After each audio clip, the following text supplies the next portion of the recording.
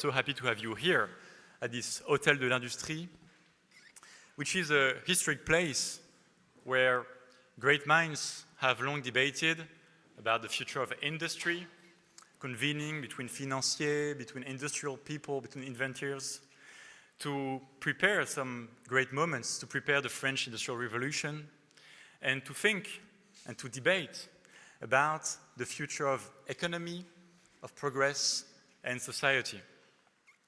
We're here also at the heart of Paris, and many of you may know, in the neighborhood of Saint-Germain-des-Prés, also home to many of so lively debates that have forged, that have shaped literature, philosophy, and politics. But you might ask, okay, purpose, but why dissent?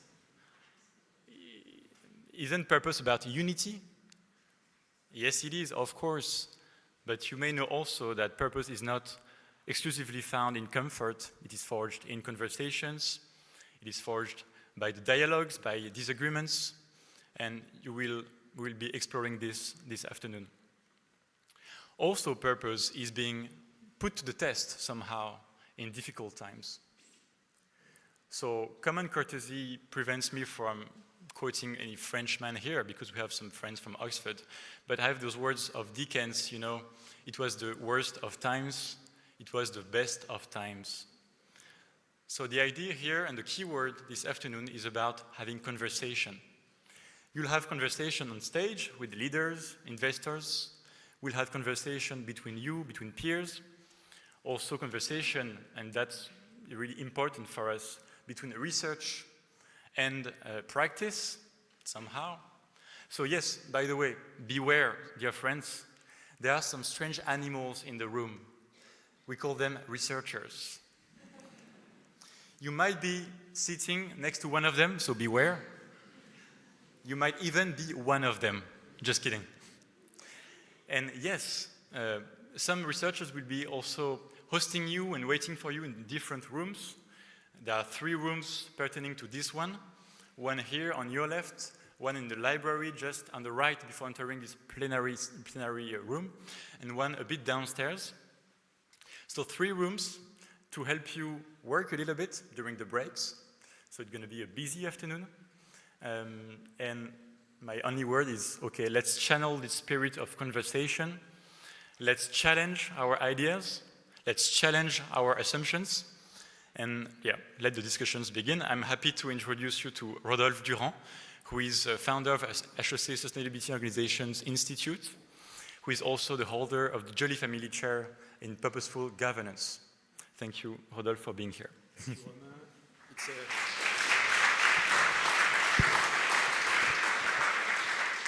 It's a great pleasure to be with you, to welcome you all, and just to see the room full of people, for sure. So, as Romain said, I mean, the Purpose Day spirit is that of l'Institut de l'Industrie, l'Hôtel de l'Industrie, sorry.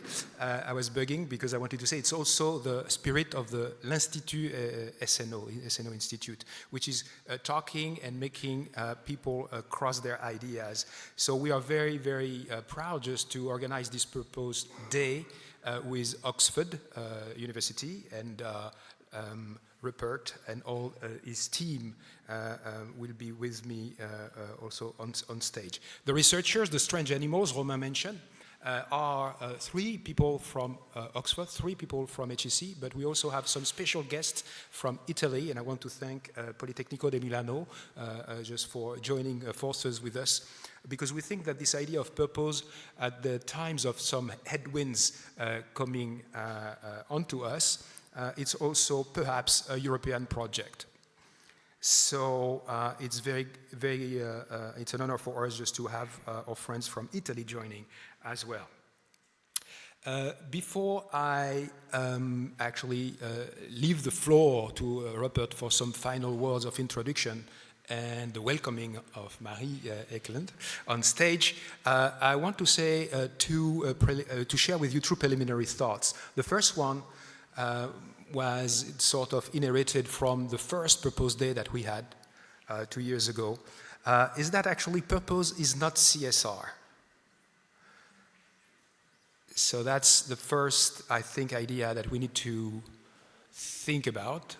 So all the anti-ESG backlash might, but may not, actually undermine the idea that purpose-led organizations can thrive. And the second idea that we shared last year, and some of you or actually direct messaged me saying that, how can you say that? I mean, it's like provocative. Well, actually, it's not so much, because the strange animals we are, because I'm part of them, actually do study the relationship between purpose and purpose-led leadership and performance. And the results from academia or academic research is that there is not a causal link between purpose and performance. You have as many firms that do perform well by doing purpose-led leadership as you have that actually underperform. Everything is on the way you do it, on the capacity you have to leverage the positive energies from people and to align their compasses or their energies. So purpose doesn't lead to superior performance. So necessarily. So it's all about the conditions that make this possible. And so let me share a dream with you before I leave the floor to Rupert, is just to try to think of a European way of approaching corporate governance and investment in a way that enables purpose-led firms to overperform firms that actually do not share some purposes. So if we can, from an academic point of view, find the conditions that make these firms to overperform the others, and if from the practice side, we can also find the best practices actually to channel these positive energies to a better future, I think that we will have found a European way of doing a better capitalism. Thank you so much. Rupert, the floor is yours.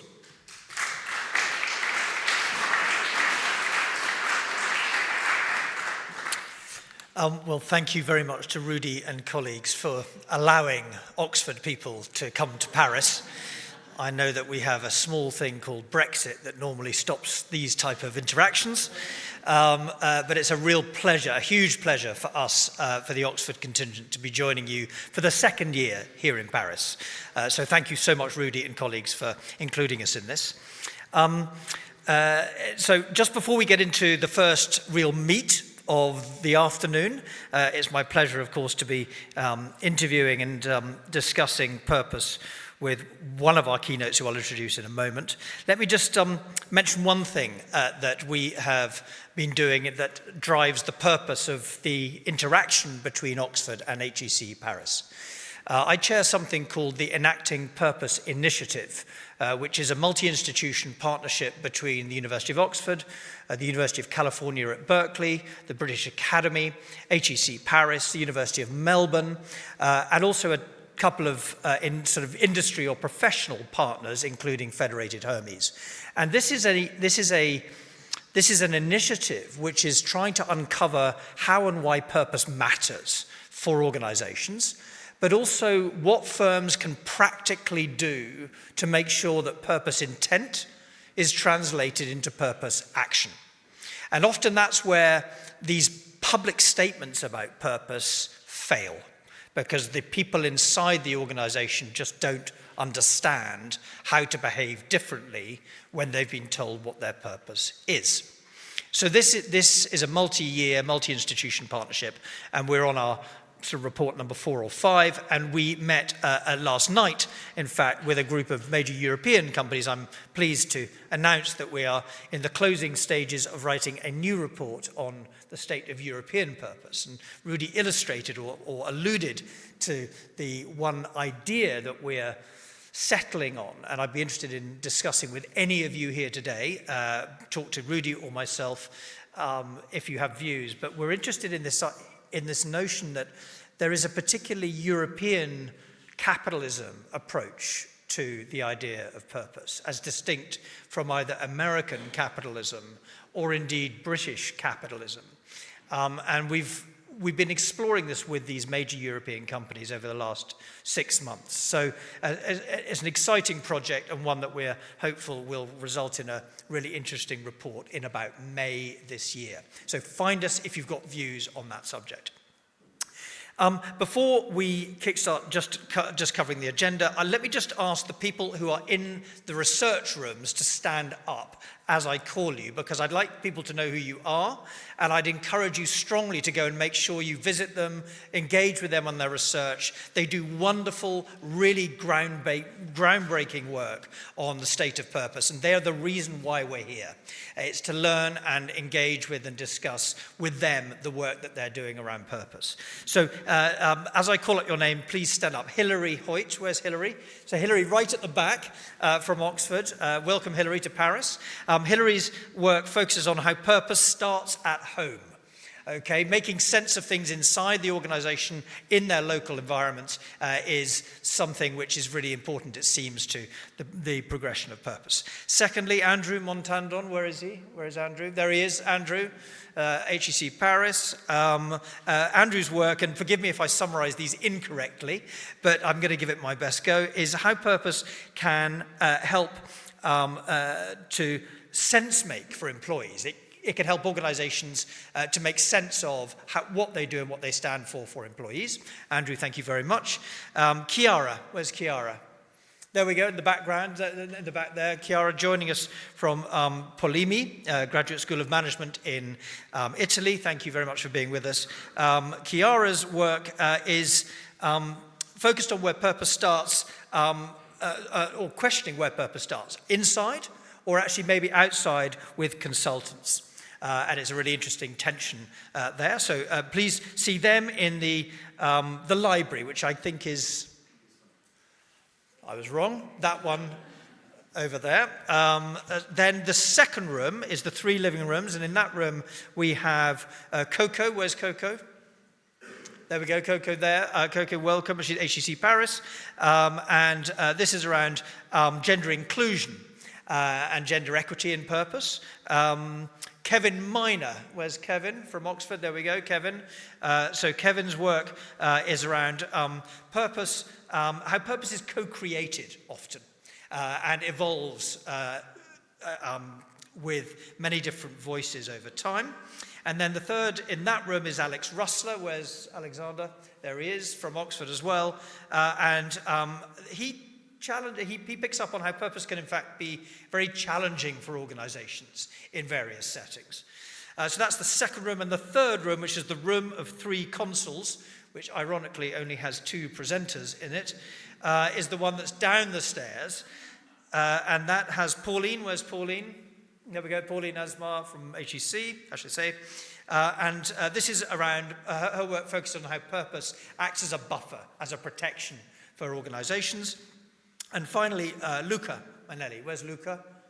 There we go, Luca at the back from Polimi in Italy. And this is, his work focuses on how purpose can help with strategic priorities and strategic decision making. I hope I've managed to capture that accurately. If not, it's their fault, not mine, for giving me briefing notes. Okay, so please go and visit them in the breaks. And that leads me just to summarize the agenda for you before we invite Marie to join us on stage. So we've got Marie first at 3 o'clock. Then we have the first of the breakouts. So you have half an hour to mingle, discuss, engage, and talk with the research teams. We then come back at 4:15 for the second keynote with Vanessa Babano, who's joining us online from the US. And Rudy will be having the conversation with her. We then have another half an hour break to carry on with the networking, followed by at 5:30 an Oxford Union debate here in the heart of Paris, which I'm going to chair, or try to chair, with an unruly group of presenters who are going to try to persuade you of the merits of their argument. It's a combative, gladiatorial environment, and it results, and it requires you to vote before and after the event, and the winning team is the team that has managed to swing the most votes, irrespective of the truth of their arguments. So that's the Oxford Union debate. Then there'll be a further half-hour chance, the final chance to engage with the researchers in the room. And then we'll finish this evening before cocktails with a fireside chat, which Rudy will lead together with Lisa, with Florent Ménégo, CEO of Michelin. So it's a fantastic afternoon. Congratulations to Rudy and the team for pulling together such a wonderful day, and we're very excited to be part of it. Marie, come on up and welcome to the stage, Marie.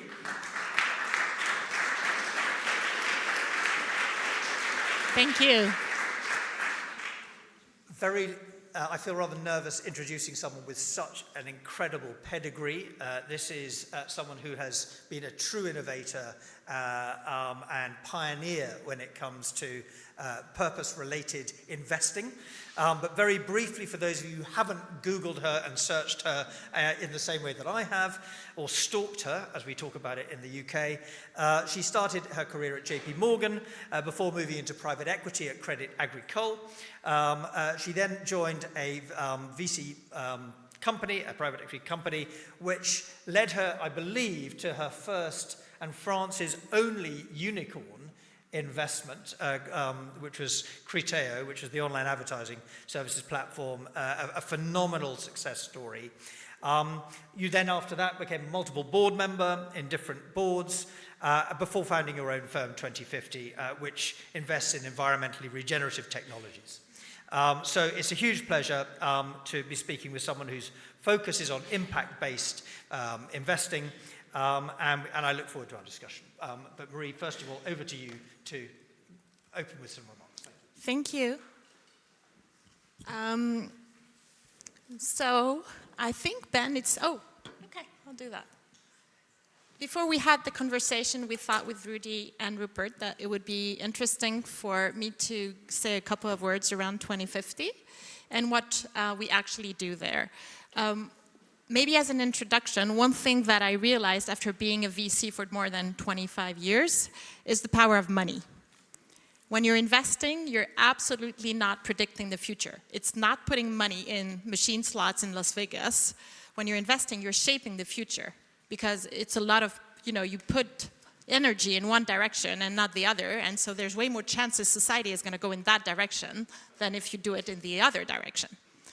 So it's a question of shaping the future, and the question after that comes is, what do you want to contribute to? What is the future that you want to be helping to come? And when you think about it that way, and your brain as a financier goes the wrong way because you're used to thinking in terms of looking at the past. The way finance has been built is really around kind of working like machine learning. You look at past historical data, and you make decisions today that are based on these data and on what has worked. And usually the definition of what has worked is what has gained the most money. And in a world where you want to potentially think about a fertile future, which is our goal, you can see that making decisions and optimizing only for money is not going to work. So you say, okay, can I put in like environmental or social data in there to make my decisions? We don't have them. So the only thing we can do is to look at the future and say, what is the world we want to live in? And then understand today what are the problems that are making us not go there, and understanding through science what actually is happening and what are the solutions that have the most probability to bring us where we want to be. And usually when you're solving huge problems, you're actually funding great businesses, and therefore performance comes in. Right? So it's really the other way around, which is the way 2050 was built into starting by the future. And so what is the world we decided? What is our purpose? And so our purpose is to invest to shape a fertile future. What does it mean? It actually means we have reached 5 essentials, which are 1, we want everyone to eat enough, eat healthily. 2, we want everyone to be able to live and produce in a sustainable manner. 3, we want to be able to take care of our body and mind, like mental and physical health on a daily basis. 4, we want everyone to be able to contribute to that by making the education and cultural model change in the way that we can actually understand what's going on and act upon it.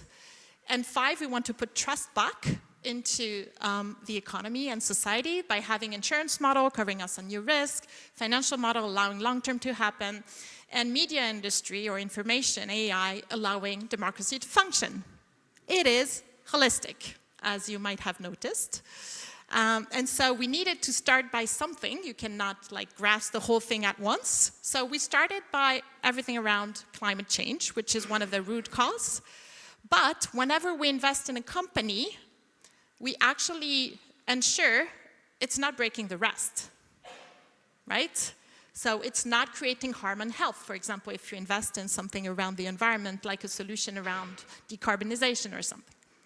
So each time we invest, we actually ensure the companies that we fund are aligning their business interests together with those of society and the planet on top of the mission or the purpose they have set to themselves. And we don't talk at 2050 about impact. We actually talk about alignment. Why? Because it's actually a French word, and it has three historical meanings. The first one is you stand upright. So it starts by the person.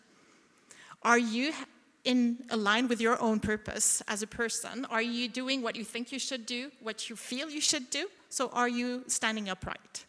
The second meaning is the line of interest, and that goes through the whole it comes from the team, and then it goes to the company as a moral person, then it goes to its ecosystem, like the stakeholders around it, then it goes to society and the planet. So you want to draw this line of interest from the people in the company all the way through society and the planet. And the last piece, which is the last meaning of alignment, and which is beautiful, it's the lineage. Lineage means future generations. So you have time in there. It's not about just aligning your interests once in time, but it's like market changes, team changes, everything changes around you. So you need to be able to find balance back. And that means you need to set up the right governance to make decisions that are maintaining the alignment in time. So this is what we apply to the venture model, right there. No, going the wrong way. Yeah. And so you can see it's a short alignment line because you have the person and the team together, you have the business and the ecosystem together, you have society and the planet together, and you have the fertile future, so the time and the governance at the end. And the way we changed it is to say if we want to align people in our company as a venture capital firm, we need to have everyone incentivized on triple performance, meaning not only on financial performance, but also on social and economical and environmental performance. The second thing is you actually want to avoid potential misalignments. And what I have experienced as a venture capitalist before is that the management fee system can misalign because you are only in line with your general partners, but not with the team, not with LPs. And so the way we work is really cost-based, and we have a board that is composed of our stakeholders that is voting on our management fees. So we are fully aligned as a person and as a team. The second thing is, for the business in the ecosystem that we changed, is that the sustainable transformation for us is all about a value chain shift. You need your suppliers to change, you need your customers to change the way they're using your product. So you need to have an ecosystemic understanding of where to invest. And you need not to invest only in SaaS B2B companies, but also in new types of materials, in clean infrastructures, in circular economy, so all along the value chain. So that's what we're doing. And if you want these value chain to shift, you need to tackle the systemic blockers. We all know that if we don't change regulation, if we don't build the new best practices of what it is to be a purpose-led company or an aligned company, these are systemic blockers that need to change. We need to finance the research around it. We need to share the good practices. We need to change regulation. So we have dedicated a budget to do that, and we expect zero return out of it, apart from the fact that we believe it's going to help our portfolio companies. And we start by funding science that is making us good investors into understanding the problems and funding the solutions. The third part is about robustness. And this is where the science comes in. This is where the holistic investment strategy of always understanding what are the impact on the other topics are, and therefore diminishing risk happens. And the last piece is time. We have a huge time problem in venture capital is for whenever we have a 10-year closed fund, it's imposing your time frame to all the companies you fund. And if we want sustainable transformation, we need more time for companies, but we still need to have some liquidity and some shorter term returns for investors. So we've changed the model of the fund to do that. And eventually, to ensure alignment in time, I had 100% of the company. I gave everything away to a perpetual purpose trust, like the Patagonia founder. So we now have a stakeholder governance that is actually ensuring that we do stay aligned. And so this is the fund. That's what it looks like. We call it regenerative because we are funding what we call these ecosystem assets, the research and development, the advocacy piece, all this, through the LPs, but then after through our carried interest as well. We built this open-ended fund that therefore is giving annual liquidity back to our investors after 5 years, so they can be patient, but we can support our portfolio companies all the way through their needs and to invest and build our position in time and reduce it in time. So it's not like as classic as we go in and then we wait and then we sell everything. Yeah, and the last piece, because I want to go fast, is this stakeholder governance that I was talking about. So the one important thing on this slide is that we actually built 5 different colleges that correspond to our different stakeholders around our 2050 ecosystem, which are, of course, people from the team and the founders of 2050, but also entrepreneurs we backed, investors that support us, and what we call experts, which actually are representative of nature and society. So, for example, research is in there. We have Rashid Soumaila, who is head of Ocean and Fisheries Research Lab in University of British Columbia in Vancouver. He won the Tyler Prize. He's very well known as an ocean hero in research. And he's here to ensure that we stay aligned all along our own value chain, meaning from the team to, of course, the company and our investors, but then to society and the planet as well. And I'm done, I think. Yes.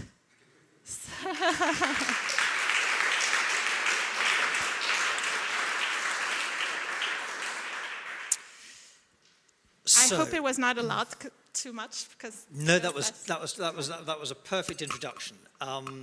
There's lots to dig into here. Let me start with the governance, if I may. So that very impressive group of 15 individuals. It's hard to manage so many competing interests. How do you do it? I think the one thing that I did not realize is how it's a very diverse group of people. So we have Rashid, for example. We have Ed Zimmerman, who's one of the biggest business angels in New York, who built this fund of funds that is dedicated to emerging partners. So we have very different people who are not used to talking together, and they're not even used to talking the same language. So very challenging. Very challenging. So it takes time to build a common language and trust. And for that, you actually need to be able to give the place to everyone. So being able to circulate the world, circulate the time of how can I say that? It's important everyone speaks. So, and when you have such a diverse group, they speak from a very different angle, which is so surprising from anybody else in the room. They're really surprised. So this is the moment you realize we're usually in a group of people that is quite homogeneous, because when this happens, they're like, oh my God, I was really not expecting that this would come out of your mouth right now. But normally what happens with that is you end up with more complexity. As everyone starts to express their views, you get more complexity, not consensus. So how do you, I mean, either your board meetings are 8 hours long, or you've somehow managed to bring people back into consensus. So how does that happen? So first of all, they all want 2050 to work. So they're stakeholders. So they're clear about the purpose. For me, it was really important. They were no independent board member.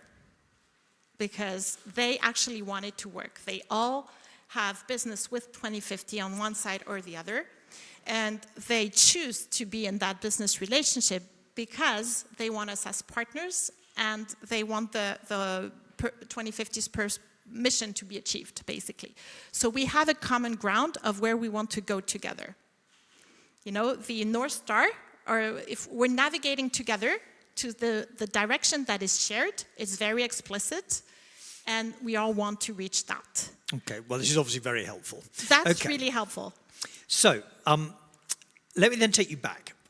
You started in, if there is such a thing, traditional venture capital and private equity. I'm not even sure that's a thing these days, but let's say it was. What's different now with what you're doing today, and how did your original start in venture capital and private equity in some very traditional big firms lead you to this innovative new way of investing? Yes, so I was never very traditional in the venture capital scene because, one, I'm a woman. I was the only woman in the room for 15 years. And two, I started, as you were saying, at JP Morgan in Wall Street in New York. So when I came back to Paris to work as a venture capitalist, I already had taken what I love from American culture and left what I didn't like. And the way the French tech was built, the French VC scene was built, was really copycatting Silicon Valley. And I was not in this movement, and I had no role models. So I started with a blank page of questioning myself, what is a good investor? You know? And when you ask yourself this question, the first thing you do is you say, well, a good investor is someone who can bring value to a founder. So I digged into that relationship and how I could help. And I'm a mathematician and a computer scientist. So what I know, what my skill is to model problems and to kind of initiate solutions and know it's going to be iterative, right? That's the computer science part. So this is what I developed, and at the board of companies, it's a very helpful skill because you align energies of people, if you model the problem, to solving what is the true tension, the true descent that we're working on. And so if you frame it correctly, people are not into, I want to be right, I want to be wrong. They're into, how do we solve this problem that we all want to solve together? And while doing this, what happened is that, well, I was the one the founders were calling first because I was not freaking out when there were problems. I was putting my brain to work. But also, I realized that the biggest problems that we were facing were systemic. Or at least the ones that we could not solve were systemic. And all the companies I was sitting at the board of were having the same, like the lack of digital talents in Europe, the lack of growth capital in Europe, problems with digital single market being too complex. You know, we had the same all over the board. This is when I decided to create a French association called France Digital, which was joining forces between VCs and entrepreneurs to solve the systemic challenge. And it proved to be super successful to actually build the ecosystem from within, because it's not about only the outside not working, it's because we're not tying strengths together, right? And so we had CTO Crunch, where the CTO from BlaBlaCar was coming on and training the others from, so sharing best practices, building connections, and also talking to the French government and to European Commission to advocate. What happened then is that it really was successful, but mostly I got out of tech at that moment because French government and European Commission started asking me about how could digital help to build the new health strategy for France, right, or to education or whatever. And this is when I realized that the problems we were tackling as an industry were not the biggest ones, and that the way we were tackling them or the way we were financing the companies would not be adequate or would not make the most of this new transformation that is sustainable transformation of the economy that we're facing. And that we needed to change our product. The finance industry forgets it's an industry, so we have products that are designed for something. We design venture capital for digital transformation. It's not suited for sustainable transformation, is my opinion. Right. So we needed to change the product and to also ensure we could invest in this value chain shift. And so to have this ecosystemic thinking from within. So it came from all these experiences, basically. And is this ecosystem thinking, is that what distinguished you? Because I've kind of, we've all met and spoken to a lot of VCs and private equity who in their language, they probably try and say the same thing. They were innovative, they've built systems, they've created big problems to deal with externalities, and all of the above. Your structure allows you to behave differently. Absolutely. And so, but I'm unsure as to how and why. Why are you so distinctive in a landscape of people who've got lots of money? They all claim to do systems change. They all claim to be dealing with policy and externalities in ways that improve the value of their total portfolio. But you've somehow created something different. What's the magic in that? So is the question, how is it different? Or how did we came to do that one? Well, how is it different from the traditional models who maybe wrongly try and claim that they do this stuff? So I think the first thing, as I was saying, is that we need to start by the tensions. So for example, we closed the deal flow. We do not receive any deal flow. So usually when I say that, people look at me and say, well, what? So it means that you go out and find people rather than, okay. Yeah, so why do we go out and choose people is because we have started working on the climate change by co-writing a 360-degree climate course around all the environmental challenges with Université Paris-Dauphine.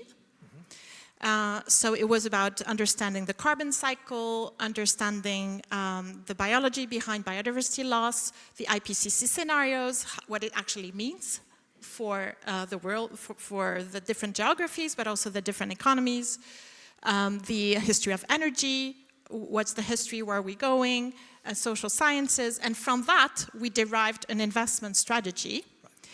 And so it really is turning the telescope the other way around. Exactly. Because that, in my experience, is different. I mean, most other VCs and private equity will sit back, they'll identify spaces, and then they'll wait for deal flow that meets them. What you're saying is that you've got those 5 essentials, which I think are so nicely put, by the way. It's beautifully put, and it's simple, and it's clear, and it's resolving major societal or addressing major societal themes. So that's clear. But what it sounds like is you're then, having identified that, you then build where's the science, where's the market, and then find the companies. 100%. So it's the other way around. It's the other way around. So something we learned, for example, from science, that for me I didn't know before the course and before putting this investment strategy out there, is that the first thing we should do is absolutely not reduce GHG emissions. So the first thing, if we want to solve the climate change crisis, the first thing we should do is to restore nature's capacity to store carbon, is to restore the carbon sinks. Right. Why? Because if you just take the soils, for example, the soils are storing carbon from thousands of years ago. If we artificialize soil, it is actually releasing the carbon in the atmosphere that was stored years ago. So not only will the soil not be capable of capturing more carbon in the future, but it is on top releasing and having a compounding effect in the emissions because it's releasing older emissions it was storing for thousands of years ago. And the same goes for oceans, and the same goes for trees, and the same goes for mineral rock. So the first thing we should do as a global strategy for the world is actually not to say we should electrify or whatever. It's about how do we ensure that nature and the planet is capable of absorbing human activity in the future. Yeah, that's very nice, very clear. And so we started by looking for solutions on this, because that is what science is telling us to be the most important things to do right now. And that, of course, meets your time point, because you can act now on things that are going to be present today. Okay. 100%. So there was quite a complicated slide that you came across quite quickly, that you whipped through quite quickly. I thought if I want to go deep in that one, I'm going to kill the timing. So. Well, but allow me to ask one question, because it is quite a fundamental difference, which is that you've got this innovative element to your model with your LPs, yes, where there's a contribution back to a foundation, and you talked about the foundation. Yes. Explain in simple terms what that is and why it's necessary in this setup that you have. Yes.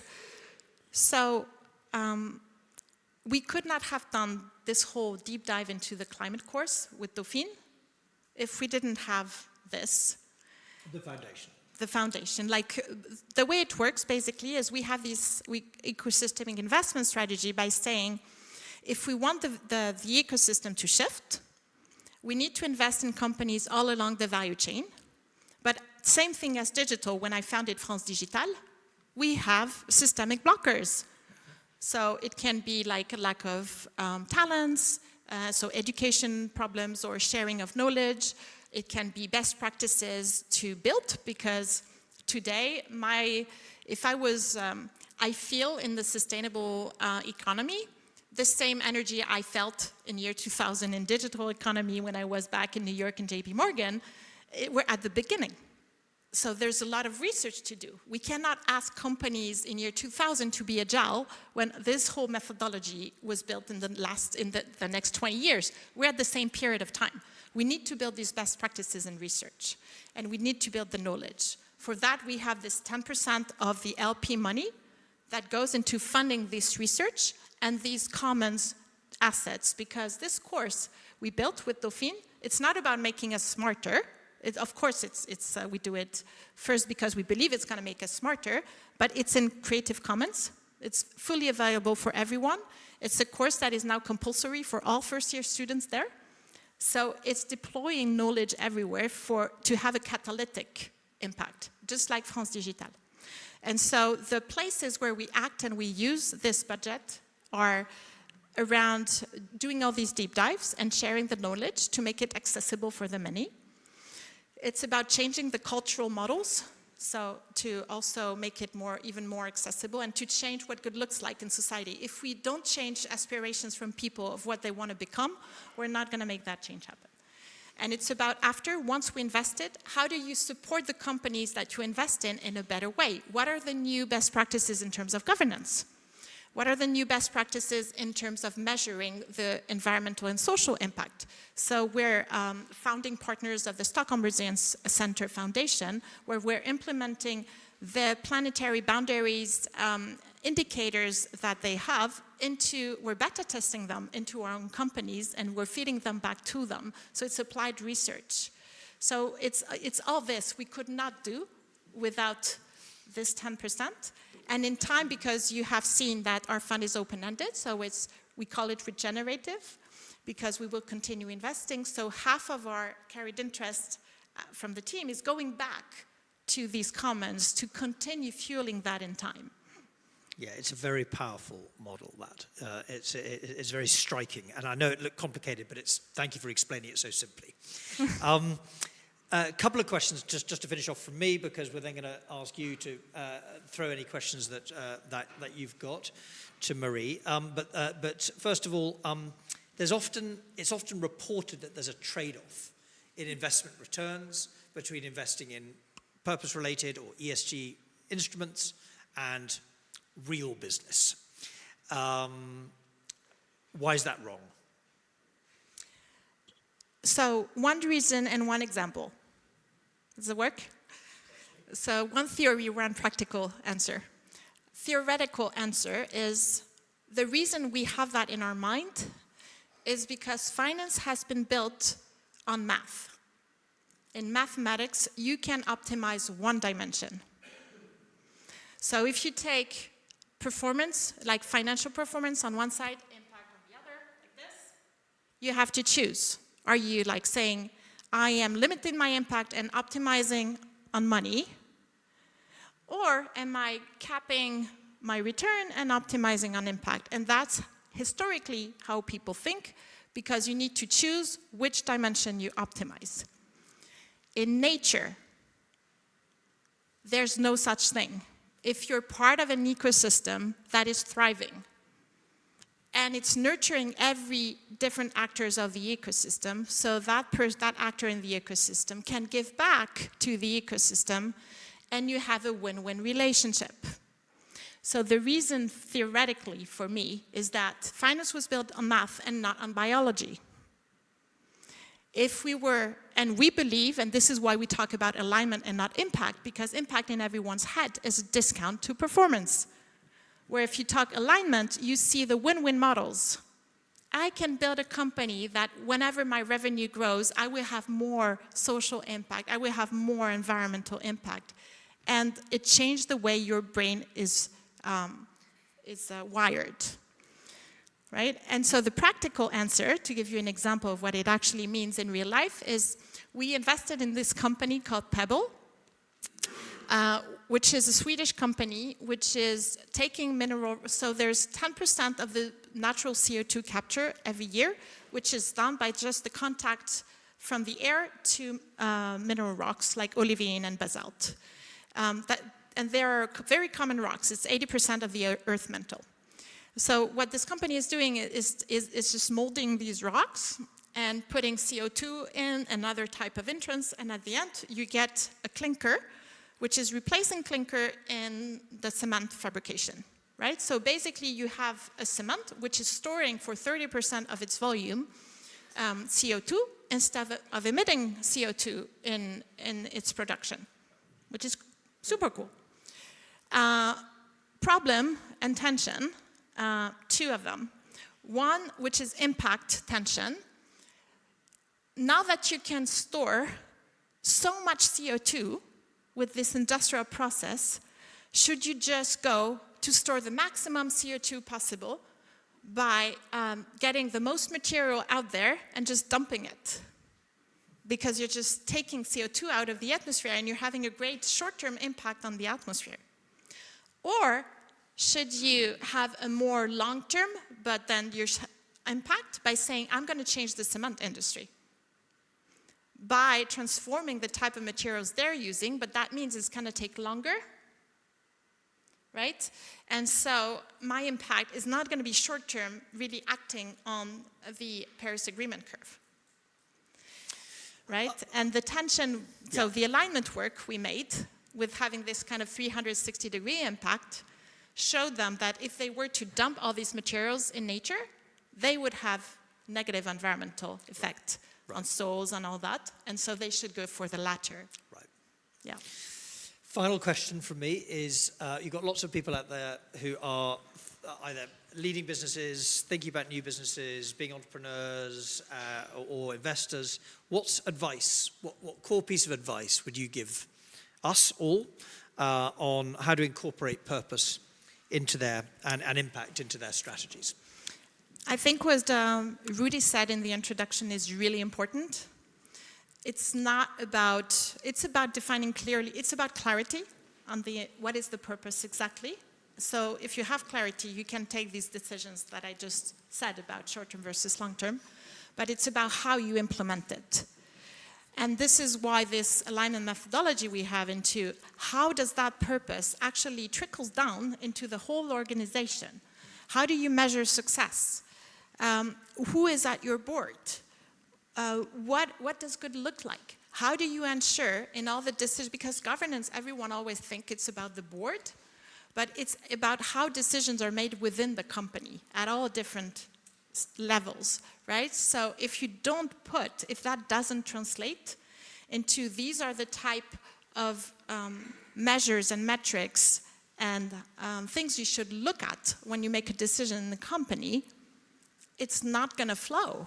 It's not going to work. You're just going to make the same decisions all over again. Okay, questions? The lady there in the middle. Wait for a microphone, and if you'd say your name and where you're from. Yes, thank you. I'm Margarita Latouche, and I'm the founder of Glow. It's an agency who enhance women leadership in companies thanks to neuroscience-based practice. And my question was, you mentioned that you rewired the brain by shifting how we connect performance and impact. I do think it's very important, thank you for that. But I would love to know a bit more, how do you guide investors and also the funders into rewiring their brand and like shifting their mindset about this connection between performance and impact? Thank you. Thank you. In this particular thinking, your place in the ecosystem and the type of relationship you have with your ecosystem are key. And so to go back to the Pebble example, when we did this whole kind of alignment method into picturing, okay, so we're a piece in the whole cement industry. How do you market yourself? How do you build relationship with the other when you're like, it's not even cement producer, like you're building future-proof materials that are a little piece, like an important piece, but still a piece into cement fabrication. So how do you exist? What's your brand? And how do you make yourself, how do you build these relationships is mostly important. So what we did, because the valley of death for these type of companies is the building of the first of a kind plant. Because if you go to investors like banks and say, can you please fund my plant of this very new material that no one ever bought, please? It's not going to really work. And so when we realized this, what we decided is that we needed to partner with the value chain. And so we needed to have a key partner that is a cement and an end user. And so when raising our Series A, the next round, we raised 25 million euro, and we deliberately dedicated 40% of that round to strategic investors. So we had Holcim come in, and we had Amazon Climate Pledge come in, and with offtake agreements, letter of intent of saying, we're going to buy your material. And what happened then is that we continued the discussion today. The Amazon data center in Saragosse have walls from Pebble, and we worked with the whole value chain. So it's about collaborating to build brands and to build new type of partnerships, to build really how a fertile ecosystem that you're going to be an orchestrator of or part of. So I think the way people should think about branding themselves is really about what are the type of relationships I'm building with my team, I'm building with externally, and it shows, and how do I align interests? So it's not about marketing, it's about actual interest. A brilliant example of alignment, actually. Yeah. Okay. Over there in the middle, on the left-hand side, for me. Yeah, thank you very much. My name is Nicole. I'm from Germany, from University Witten-Herdecke, and I'm glad to listen to such a great keynote from someone who is a purpose-dedicated leader and has hopefully successful embedded purpose within the strategy. And I'm now curious, what are your current challenges, like in your company, being so aligned on purpose? Thank you. So my tensions, we actually did the whole alignment method on us. So it's easy to answer that question. The main challenge is that my own value chain is clearly not aligned. And so the reason being, if you look at finance, I was talking just before about the fact they're making decisions like machine learning, right? Artificial intelligence. So looking at past performance and making decisions on that. So today, if you take 2050, it's a brand new product. We have zero track record on the product. I have a very good track record as a person, as an investor, so I get trust from people, but not on the product. All this commons thing, all this, the stakeholder governance, it took us 18 months just to get the approval from the French Market Authority, just to be able to put the product to work, right? So the barrier to entry to innovation in finance is just huge. because it has been built on just reproducing past products. That's how it's flowing.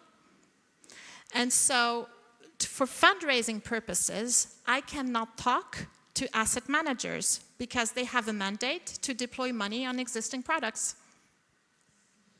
And we're a new product. So we can only talk to people who have a decision, who can make decisions on their own money, or who have the power in the company to make strategic decisions to say, we believe investing in 2050, they will invest in the shift of our own value chain. This is strategic for us. So it's a strategic decision. It cannot be a financial decision. So we are in the alignment of our own value chain. We need to find new investors who are actually part of wanting to build that shift and be part of this ecosystem, to be partners with the pebble of our portfolio, of our ecosystem. So the biggest challenge is that, and I'm talking about finance, but I think in general, people are so much used to business as usual that they don't see the risk where it actually is. For me, there is nothing riskier than continuing making the investment decisions the way they are made today. When you look at science, when you know what is value, for example, just take the ocean. There's $8.5 trillion at risk in the economy if we do nothing on the ocean. $8.5 trillion, right? If we do something, the value at risk is only 3.1 trillion. So we reduce it by 5 trillion. And people thinking about investing in the ocean to actually make it livable, the ocean is 50% of the oxygen produced. 1 breath out of 2 that we take is coming from the ocean. 30% of CO2 captured every year is in the ocean. And it comes from life in the ocean and just the contact to air. And this is completely threatened today. If we don't act, I mean, this is going to happen. And I'm just talking economical value, not only social value or planet, environmental value. But the way the risks are assessed in these companies is that it feels more riskier to do something else than business as usual, than to understand what's going on and to make a different bet that is science-based. That is, from my perspective, way more founding or way more grounded than anything that is just reproducing past. But the way risk is perceived in these companies and the way decisions are made is absolutely going the wrong way. We have time for 1 or 2 more questions. So at the back there, and this person, you're pointing, Iris, to someone here. Yeah. So one there and one there. Hello. You first, sir. My name is Sylvain. I'm from EcoVadis. So you were talking about GHG emissions, which are almost a perfect externality. But when you think about biodiversity impact and the solution to regenerate, they are very often local-based solutions, which are not easy to scale. And investors don't like solutions that are not scalable. So how do you resolve this tension? Thank you. That is a very good question. Whenever you look around, when you deep dive into, for example, planetary boundaries, or how the Stockholm Resilience Center is saying this is important from an environmental impact perspective, it is always local-based. So basically, your footprint is where your physical activities are. And so you need to be able to localize where they are. And a plant which is in the middle of Amazonia has a way greater negative impact than if it's in an already artificialized land in the north of France or in Manchester. So there's the local piece is a key to the new world, for sure. And the way we think about scaling, and this is why the fertile word is actually interesting, because fertile means it is productive. It's not degrowth. We still want to produce and be part of this. It's naturally adapting to environmental, social, technological challenges, but it is adapting to the different context. We're out of standardization industrialization, this will not work because you need to give an answer which is localized to other problems we have. And so the way we think about scaling is to scale multi-local and not to scale global. So this is part of the research around how do you scale multi-local? How do you build models where we learn more? And so, for example, we invest in another Swedish company called ClimateView, which is helping cities to build their climate action plan. So it's like SimCity, you know, you plug and you say, so what if I put all the vehicles in electric? How do I need to change my construction policy? How do I need to change my waste policy, blah, blah. So you put all this. And then you can derive from that an investment plan, and you can build a green bond, and then you can fund your climate action plan. What's happening for cities is that they're still too young to understand what a good plan is, but they work together. So we see a very interesting multi-local partnership happening where actually a coastal city anywhere in the world have the same challenges or quite similar, 80%. So being able to take learnings from people who look like you anywhere in the world and to build this kind of meta solutions is going to be a solution. So this is to invent, to make my answer clearer. It's the way to go to scale multi-local, for sure. But we yet don't know exactly how to do that. When I had a dinner with the CEO of Stripe, it was 3 years ago, he was already saying, we're actually getting people out of San Francisco and putting them, he was delocalizing and distributing his organization so much because he needed local answers to local problems.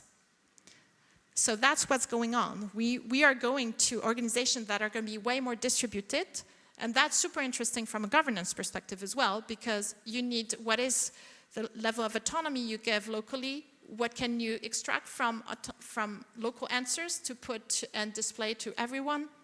So we can see it's going to change the way organizations are scaled and built. Final question, Libya. Hello, I'm Angelique Minet from HEC. So thank you very much for the presentation. This is definitely, a story I want to integrate in my classes. Super interesting, the alignment all around. I have a question about the fact that you mentioned that there is a shift that is needed more almost at the industry level, that all investing companies should make that shift from looking back to looking forward. And so I was curious as to how you engage with peers, with competitors, to try and embark them in that shift. Do you use, yourself as example? What kind of approach do you have to take it to the next level, let's say? Thank you. Thank you. So there's two different levels. One level is when we invest in a company, how do we ensure other investors at the board of the company are sharing the same alignment? And so the way we do that is we actually, whenever we look at a company, we do the alignment method before. And so the way it works is that you ask the founder, what is your 10-year vision? So for yourself first, because if you don't separate the person and the company, then you get everything mixed up. So then you ask, as a person, what do you want to achieve? And then you said, for the company, where do you want to be in 10 years' time from now? But on all the alignment dimensions, so from a team perspective, from a business perspective, in the ecosystem, what is the place you want to have, on society, on planet, and on your governance. So that is creating the North Star, basically, that we want to go to. And then we ask, okay, and where do you, to be there in like 10 years' time, where do you want to be, what are we funding? What is the next harbor? If you're navigating, where's the next harbor? And do we have enough means and the right team to reach to the next harbor? And what actually are the exact goals we want to reach in 2 or 3 years' time from now? So we do the exact same kind of 10-year vision, but on more 2 or 3 years, they decide like what is the right time framework to build these milestones. And once this is clear, we ask about and we look into today's tensions. So what are the things happening in the company that are preventing this from happening? And we have this tension analysis or diagnostic that is triggering all the different tensions. Founder's role, how do they evolve in time? Are you at the right place? Market problem, market tensions, governance issue, whatever. So we analyze all the tensions here and we say, so these are all the tensions we need to solve now to be able to achieve the plan. And then what are the potential solutions we want to try? And that builds your first year, right? So basically once we have all this, we share it with all the investors on the board level to ensure we're all on track that in the end, this is what we want to reach.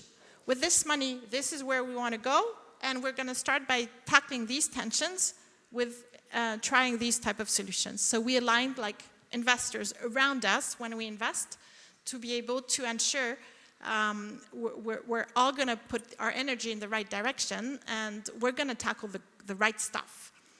But then if you're talking more broadly around advocating for the finance industry, what we see is that there's a clear... we're approached by so many other emerging managers or climate managers or sustainability managers or impact managers who are saying, we need a new product. Can you please share? And this is part of our common strategy. We want to share. Thing is, we haven't tested, like the liquidity is going to happen in 2026, 2027. So it's hard to give to others things you're not sure that you haven't experimented yourself. But there's a clear need, and the reason they say that, and the reason we could do it, and the others could not, is that usually people coming in and launching these funds, they don't have the track record we have. They don't know the industry like I know from the last 20 years.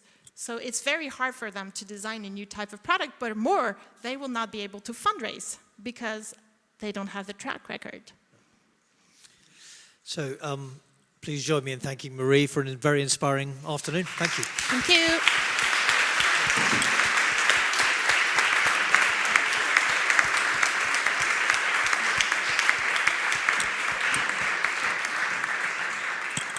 And now we break for the first of our research grazing activities. So please go and join our researchers. Thank you.